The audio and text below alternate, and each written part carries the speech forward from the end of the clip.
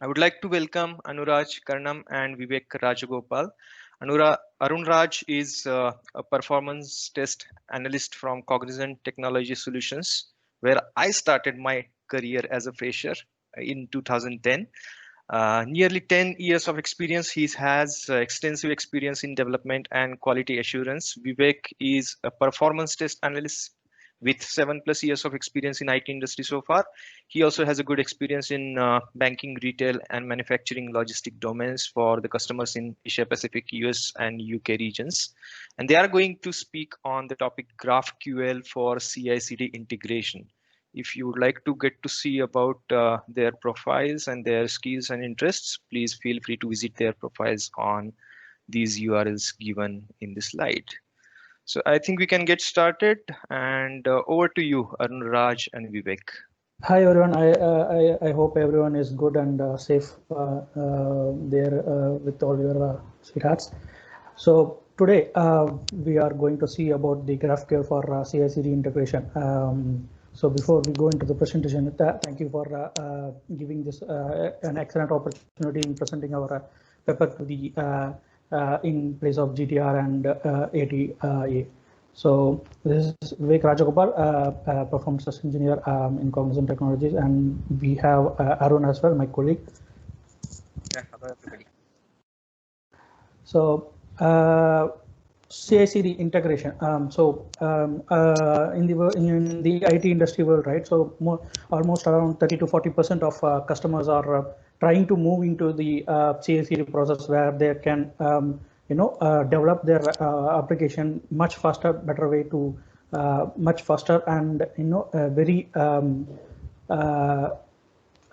thin application where all the users can access their application at any time without any disturb, right? So one of the customer that we faced, we had a good chance to show how our CI/CD process is well addressed to the customer and serves the people.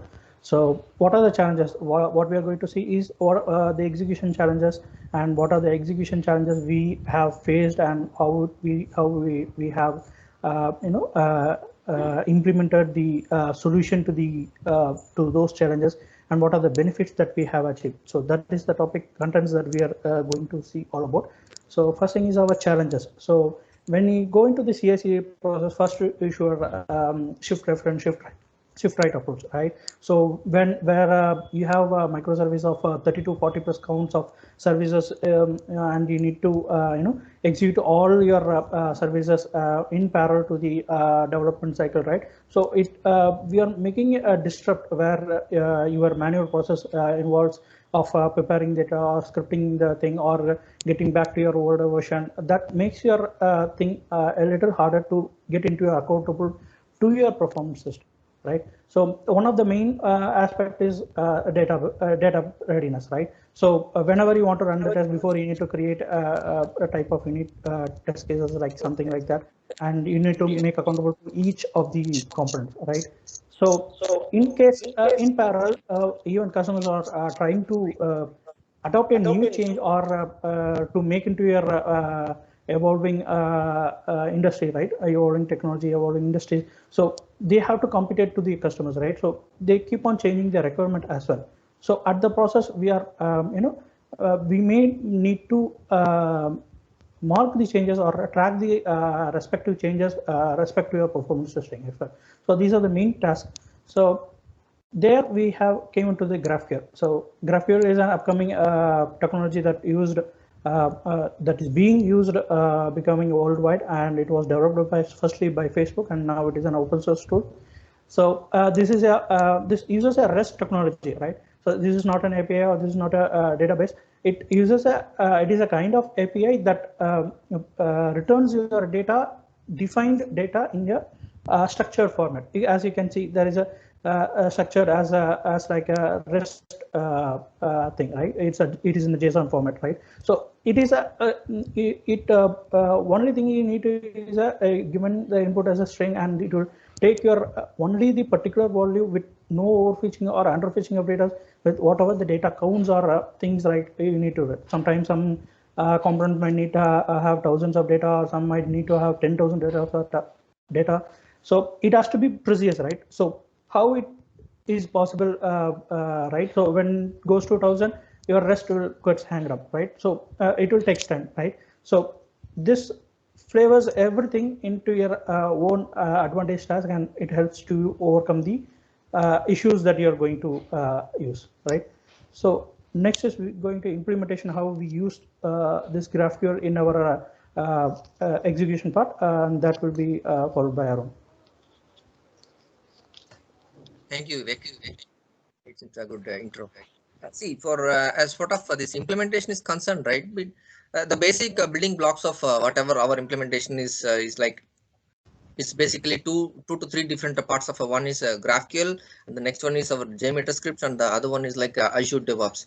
Actually, how we are implementing in the sense like these bits are initially a bit pieced together, bits and pieces initially, and then once the integration is done, like initially to GraphQL, it will be somewhere deployed, and then it will be plugged into your JMeter script, and then you'll come up with your script and your logics, however you wanted to deal with your data. You want to refine any kind of a data for you that is required, and then plug this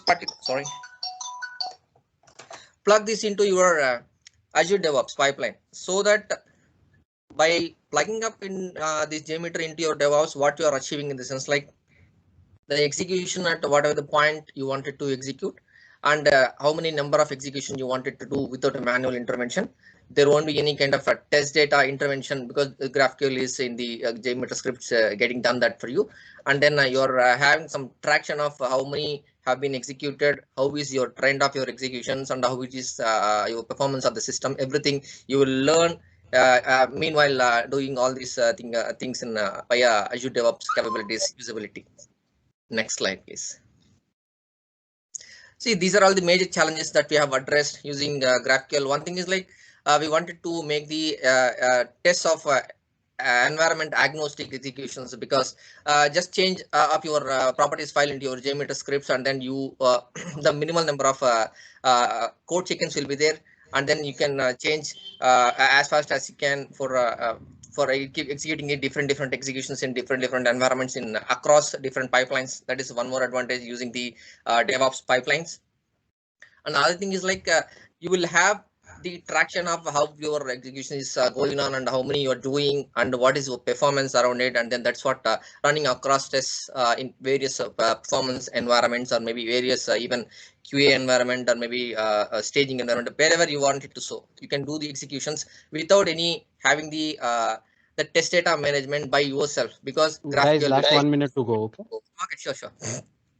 So, and in even the cleanup of generated files will be taken care by the Azure pipelines. And next thing is like you will be your executions will be properly accountable and auditable in Azure DevOps.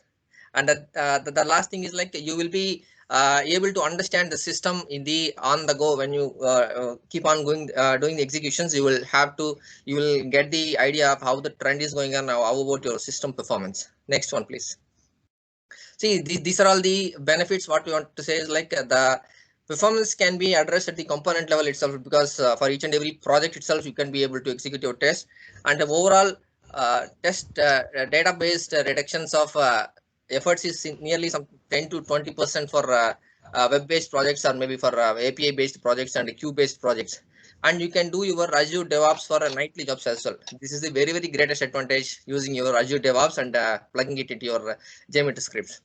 And using this GraphQL, you can tailor your data how much you want it and the way you want it. So there is no overfetching or underfetching of any kind of a data that you require.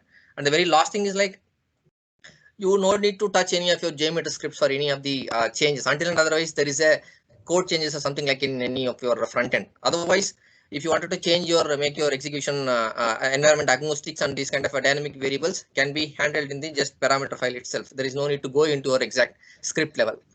So guys, this and all that. Very nice. Yeah, that's all. Thank you. Thank you so much. Thank you.